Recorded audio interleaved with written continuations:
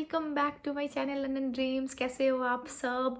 सितंबर भी मिड मतलब एंड में आ गया है। काफ़ी बच्चे यहाँ पे अभी तक तो आ चुके होंगे और काफ़ी अपने आने का वेट करके डेज काउंट करके बैठे होंगे। उन सब के लिए तो सबसे पहले तो वेलकम है and the all the best भी। आपकी new life new chapter start होने जा रही है। और ये बता दूँ सबको कि बिल्कुल टेंशन मत ले लीजिए, मत लेना, क्योंकि यहाँ आने वाले हर किसी का सवाल, हर किसी को ये टेंशन होती रहती है, सबको सताती है ये टेंशन कि क्या होगा कैसे होगा, पर सब कुछ हो जाता है। ट्रस्ट मी, यहाँ आने के बाद आपको काफ़ी लोग मिल जाते हैं, बहुत इंडियन पहले आए हुए स्टूडेंट मिल जाते हैं, आपको एक ही घर में काफ़ी लोग मिल जाते हैं, तो सबके कुछ ना कुछ लिंक्स होते ही है। और आपको आइडिया तो है, इतने यूट्यूबर आजकल वीडियो बनाते रहते हैं। मैं भी बोलती रहती हूँ कि इनडिड से अप्लाई करिए, करियर जो जितनी भी कंपनी है उनके कंपनी के साइट पे जाके अप्लाई करिए, जॉब तो आपको मिल ही जाएगा, तो उसकी तो बिल्कुल भी टेंशन मत लेना। अगर आप यहाँ पे इतना जितने भी प्रॉब्लम्स थे उन सबको पार करके अगर आप यहाँ पे आ चुके हो तो आगे की प्रॉब्लम भी सॉल्व हो जाएंगे, ट्रस्ट मी। रिसेंटली टॉपिक पे बात करते हैं। रिसेंटली क्या हुआ है कि किसी का वीज़ा रिजेक्शन हो गया। उन्होंने मुझे कहा कि मैं क्या करूं, अब मेरा वीज़ा रिजेक्ट हो गया और इसका रीज़न क्या हो सकता है, क्योंकि उन्होंने एप्लीकेशन में दिखाया हुआ है कि वो जो लिखा हुआ है, उन्होंने मुझे फ़ोटो भेजा हुआ है उसका कि मुझे क्या करना चाहिए करके, बट उसमें कुछ भी ऐसा कंप्लीट इन्फॉर्मेशन उन्होंने दिया ही नहीं है कि किस वजह से उन्होंने वीज़ा रिजेक्ट किया हुआ है। यूजुअली क्या होता है कि जब यूके के वीज़ा एप्लीकेशन रिजेक्ट होती है, वीज़ा रिजेक्ट होती है, तो वो उसमें बताते हैं कि किसी जैसे इंटीग्रिटी इशू, इंटेंशन इशू हो गया, या बैंक फंड का इशू हो गया, या फिर आपका ईयर का गैप का इश्यूज हो गया, जो भी इशू जो उनको लगा वो उसमें लिख के देते हैं। बट उनके में कुछ भी नहीं लिखा है, क्योंकि किसी की पर्सनल डॉक्यूमेंट है तो मैं आपको दिखा नहीं पाऊंगी कि वो कैसा लिखा हुआ है, बट मैं आपको बता रही हूँ सेम टू सेम केस। तो उस पर हमारी ये बात हुई, तो उन्होंने मुझसे ये पूछा कि उन्हें क्या करना चाहिए। तो मेरे हिसाब से मैंने यही सजेशन दिया कि उनको एडमिनिस्ट्रेशन जो रिव्यू होता है उसके लिए रिक्वेस्ट करें। यूकेवीआई के साइट में उसका डिटेल इन्फॉर्मेशन दिया गया होता है कि अगर आपको कुछ प्रॉब्लम आ जाए, कुछ कोई रेज करना है, कोई फीडबैक देना है या एडमिनिस्ट्रेटिव रिव्यू करवाना है, अगर आप किसी भी रिजल्ट से सेटिस्फाइड नहीं हो तो आप वो कर सकते हो। मैं साइट पे यहाँ पे डिस्क्रिप्शन दे दूंगी कि अगर ऐसा कुछ केस हो तो आप कहाँ जाके कुछ क्या कर सकते हो। तो मैंने उनसे यही बात करी कि आप एडमिनिस्ट्रेटिव रिव्यू करवाओ, आपको बोलो उनको कि आपका रिजेक्शन का रीज़न क्या है, ताकि आप उसको सुधार सको, है ना, करेक्शन करके फिर से रिसबमिशन कर सके। तो उन्होंने मुझसे ये पूछा कि जब ऐसा कुछ वीज़ा रिजेक्ट हो गया तो अब मेरा जो पैसा है मैं उसको कैसे करूँ, कैसे वो पैसे निकालूँ, क्योंकि आपने यूनिवर्सिटी में फ़ी पे कर दिया होता है, आपने वीज़ा का फ़ी पे कर दिया होता है, आपने हेल्थ सरचार्ज दे दिया होता है, तो उन पैसा का मेरा क्या होगा। तो इसमें बता दूं कि आपका उस केस में होता है, अगर आपका वीज़ा रिजेक्ट हो जाए तो यूनिवर्सिटी में आपने जितने भी पैसे दिए होते हैं यूनिवर्सिटी आपको रिफ़ंड कर देती है। वीज़ा वाला फ़ी आपको रिफ़ंड नहीं होगा, क्योंकि वो वीज़ा एप्लीकेशन है, वो तो पास होना है या फेल होना है वो तो बात की बात होती है, बट वो वीज़ा का एप्लीकेशन का पैसा आपने दिया होता है। एंड देन जो आपका दूसरा हेल्थ सरचार्ज होता है वो आपका रिफ़ंड होता है, क्योंकि वो आपने इंश्योरेंस बाय किया होता है, जिसमें अगर वीज़ा ही नहीं लग गया तो उसका इंश्योरेंस का क्या करना है, तो उसका कुछ नहीं होता है। एंड देन जो दूसरी चीज़ होती है वो जैसे टीवी का आपने करवाया होता है, आपने बाकी डॉक्यूमेंट बनवाने में कुछ करवाया होता तो उसका कोई रिफ़ंड नहीं होता है। चलो रिफ़ंड तो हो जाएगा, सब कुछ हो जाएगा, बट देन इसके बाद भी सवाल ये आता है कि वीज़ा रिजेक्ट हुआ ही क्यों, रीज़न क्या था। आपको लगता है आपने सारे डॉक्यूमेंट सबमिट करवा दिया, आप वेट करके बैठ रहे होते हो कि वीज़ा आएगा तो आप अपना टिकट करवाओगे, आप जाओगे, आपने कितने सारे ड्रीम्स आपके होते हैं, तो वो सब मतलब आप समझ ही पाओगे कि मैं कैसे उसको डिस्क्राइब करूँ। तो रीज़न क्या है, तो मैं आपको बता दूँ कि मेन रीज़न क्या हो सकता है, जो मैंने रिसर्च करा और जो मेरे नॉलेज में है, तो वो ना 3 मेन रीज़न है जो यूके आपका वीज़ा रिजेक्ट करता है। वो क्यों करता है? सबसे पहला रीज़न तो आपके डॉक्यूमेंट का ही आता है कि आपके डॉक्यूमेंट कितने प्रॉपर है, क्योंकि वीज़ा मैटर ही आपके डॉक्यूमेंट से करता है। जो जो उन्होंने बोला है वो आप सबमिट कर रहे हो कि नहीं, वो आप तो सबमिट कर देते हो, बट उस डॉक्यूमेंट के अंदर भी ऐसे माइन्यूट से चीज़ होते हैं जो हम ध्यान नहीं देते, जो हम ध्यान देते देते भी गलतियां कर देते। तो सबसे जो माइन्यूट सा चीज़ होता है ना, वो होता है आपका बैंक स्टेटमेंट। आपका बैंक स्टेटमेंट जो आपको बोला जाता है 28 डेज पुराना ओल्ड फंड, तो 28 डेज पुराना ओल्ड फंड में भी लोगों को काफ़ी कन्फ्यूजन है, तो उसको भी मैं दूर करूँ। 28 डेज पुराना ओल्ड फंड का मतलब होता है आज आप वीज़ा लगा रहे हो, आज के दिन पे आपके जिस अकाउंट में आप पैसा शो कर रहा हो वो 28 दिन से उसी खाते में हुए होने चाहिए, ठीक है। तो आप आज के दिन से 1 महीने बाद वीज़ा फाइल करने वाले हो, तो आज के दिन आपके खाते में पैसे डले हुए होने चाहिए, ताकि आप जिस दिन वीज़ा फाइल करो उस टाइम तक आपका 28 दिन हो चुका, मतलब 1 महीना हो चुका हो। तो इस तरीके का सिनेरियो होता है। और जब हम क्या करते हैं, मतलब जितने काफ़ी लोग क्या करते हैं कि पैसे अलग अलग जगह से उठाते हैं। मेन तो गवर्नमेंट को क्या है कि आप पढ़ने आ रहे हो, पढ़ाई का फी तो आप यूनिवर्सिटी को दे रहे हो।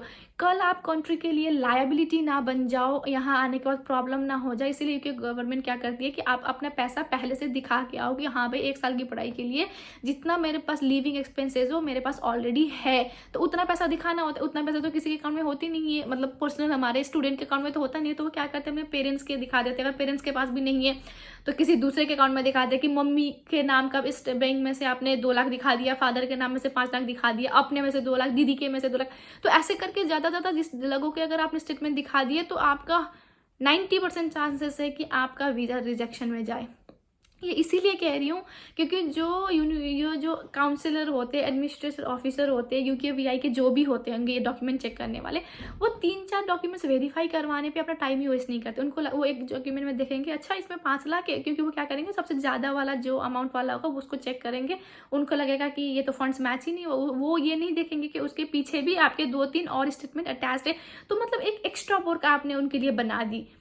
अगर आपका लक खराब चल रहा हो तो एक्स्ट्रा वर्क के चक्कर में कहीं आपके वीज़ा ना रिजेक्ट हो। जरूरी नहीं है कि रिजेक्ट होएगा ही, बट रिस्क क्यों लेना। तो रिस्क ना लेने की चक्कर में आप ऐसा करो कि एक ही स्टेटमेंट दिखाओ, जिसके भी अकाउंट में आप पैसा दिखा रहे हो वही एक स्टेटमेंट में दिखाओ, चाहे 10 लाख दिखा रहे हो, 20 लाख रहे हो, जितना भी दिखा रहे हो। अगर बहुत ज़्यादा अमाउंट की बात हो रही है तो ऑफकोर्स उसमें तो 2-3 डॉक्यूमेंट लग जाएंगे, बट अगर 10 लाख तक की बात हो रही हो तो आप एक ही स्टेटमेंट दिखाइए। एंड उस स्टेटमेंट में जब आप दिखाते हो, अगर आपने पेरेंट्स का डॉक्यूमेंट दिखाते हो तो आपको क्या होता है कि आपके पेरेंट्स यही है करके आपको वेरीफाई करनी होती है। तो उसके लिए आपका सिर्फ एक ही डॉक्यूमेंट चलता है, वो होता है आपका बर्थ सर्टिफिकेट। अगर आपके पास बर्थ सर्टिफिकेट नहीं है तो बहुत प्रॉब्लम आ सकती है। अगर आप पेरेंट्स के नाम पे अगर अकाउंट दिखा रहे हो, ठीक है, तो आपका बर्थ सर्टिफिकेट होना भी ज़रूरी है।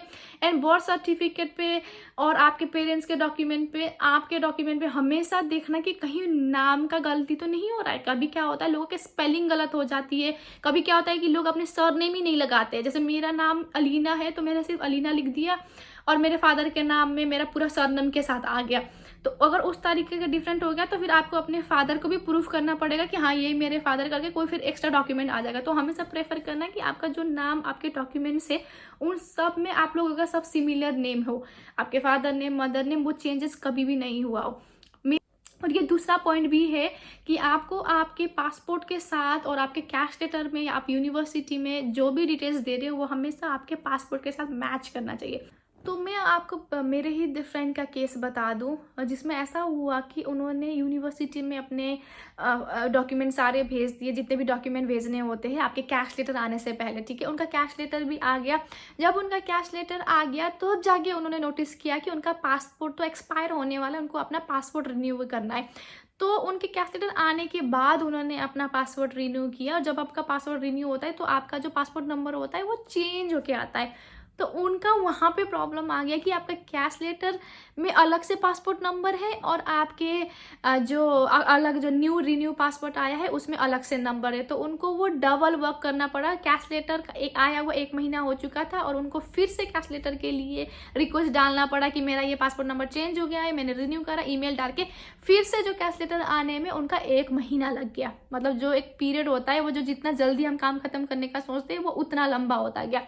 तो इस तरीके से भी होता है, इसलिए हमेशा अपना जितने भी काम होते हैं ना पासपोर्ट में, अगर नाम करेक्शन करवाना हो, रिन्यूअल करवाना, कुछ भी हो, वो सारे काम आप पहले ही करवा के रखना। तो ये भी कोई एक रीजन हो सकता है। अगर मतलब आपसे अगर गलती से भी गलती हो गई ना, वो हो जाए। वैसे लोग बहुत ध्यान से करवाते हैं ऐसे कामों में, बट फिर भी कभी हो सकता है कि गलती हो जाए, तो ये चीज़ को भी बहुत ध्यान देना।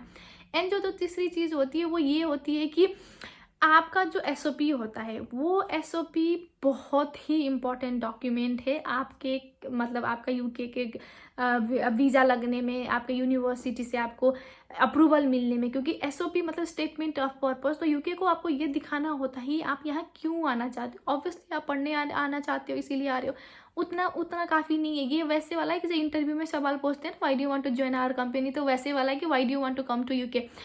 तो आपको वो बताना है जो वो सुनना चाहते हैं, ठीक है। तो वो क्या सुनना चाहते हैं कि भाई आप पढ़ने ही आए हो, आपका यहाँ पे ऐसा नहीं कि बहुत सिंपल आंसर देना, आपको बहुत घुमा के आंसर देना पड़ेगा कि आपको अपना पूरा फ्यूचर प्लान दिखाना है, यहाँ आप पढ़ने आने के पीछे का मकसद क्या है, ठीक है। तो आपको इतना दिखाना, इतना इलेबोरेट करना है। आप किसी से ये, अगर जो यूजुअली लोग क्या करते हैं कि एजेंसी से जाके एसओपी लिखवाते, वो गलती कभी भी मत करना। प्लीज़ मेरी बात ज़रूर मानना कि एसओपी किसी और से बनाने का काम बिल्कुल मत करना। लिखो, डायलॉग अपने रखो, स्टेटमेंट अपने रखो, हाँ किसी से डबल चेक करवाओ, किसी से समझ लो, वो ज़रूर इम्पोर्टेंट है, ठीक है। तो ये बात ज़रूर करना। एंड देन जो दूसरी चीज़ होती है, जैसे आपके डॉक्यूमेंट, जैसे रेफरेंस लेटर हो गए, एक्सपीरियंस लेटर हो गया, तो ये चीज़ें की भी बहुत मैटर करता है, क्योंकि इससे पता चलता है कि आपका जो गैप ईयर्स है, अगर आपके पढ़ाई स्टडी में गैप है, तो आपके गैप ईयर्स को कहाँ यूटिलाइज किया है आपने। क्योंकि अगर आप ये दिखा दो कि मैं 5 साल से फ्री बैठा हूँ, तो उसके बाद पढ़ने जाना चाहता हूँ, वो भी यूके, क्यों? रीजन तो होना चाहिए ना कोई। तो वैसे वाला यहाँ पे क्या होता है कि इंटेंशंस इश्यूज आ जाता है कि भाई क्यों जाना चाहते हो, पक्का ये इंसान का इंटेंशन कुछ और है, ये यहाँ यूके आके वापस जाने की बात नहीं करेगा, तो वो उस तरीके से ले लेते हैं। इसीलिए आपके जितने भी अगर गैप ईयर है ना, तो उसमें आप कुछ ना कुछ जरूर दिखाओ, या तो आप कुछ पढ़ रहे हो, या तो आपने कुछ काम किया है, या तो आप कुछ कोर्स कर रहे थे, या तो कुछ बिजनेस हैंडल करते, मतलब जो भी हो, जो भी एक रेलिवेंट लग सकता है, आपको वो करना ही करना है, वो डॉक्यूमेंट बनवाना ही बनाए।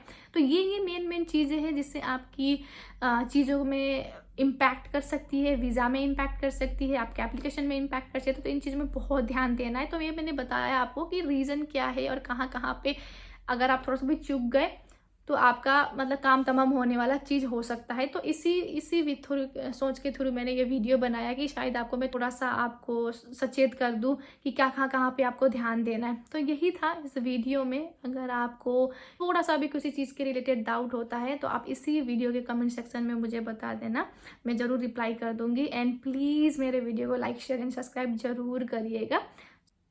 सो मिलते हैं न्यू टॉपिक के साथ अगले वीडियो में, एंड तब तक के लिए सी यू, बाय बाय।